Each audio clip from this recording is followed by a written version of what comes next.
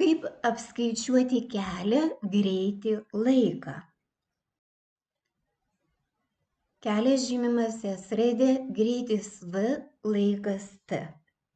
Kelias apskaičiuojamas greitį padauginus iš laiko. Duotoje užduotyje reikia apskaičiuoti kelią.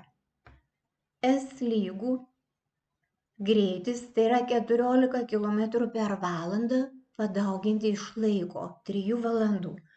Nuvažiuotas kelias 42 km. Greitis apskaičiuojamas kelią padalinus iš laiko. Duotoje užduotyje reikia apskaičiuoti greitį. V lygų kelias 42 km padalinti iš laiko 3 valandų. Dviratininko greitis 14 km per valandą.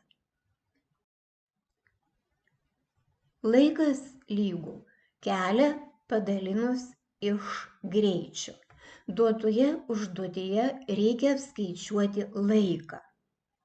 T lygų kelias, tai yra 42 km padalinti iš greičio 14 km per valandą.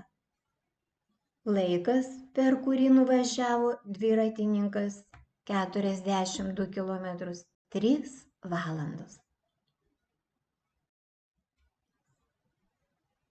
Pateikta užduotis ir jos sprendimas.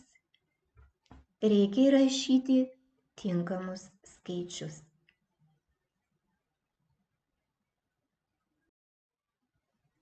Žvilgtelk dar atgal, perskaityk dar kartą, įsimink. Kaip reikia apskaičiuoti kelią, jei žinomas greitis ir laikas? Kaip reikia apskaičiuoti greitį, jei žinomas kelias ir laikas? Kaip reikia apskaičiuoti laiką, jei žinomas kelias ir greitis?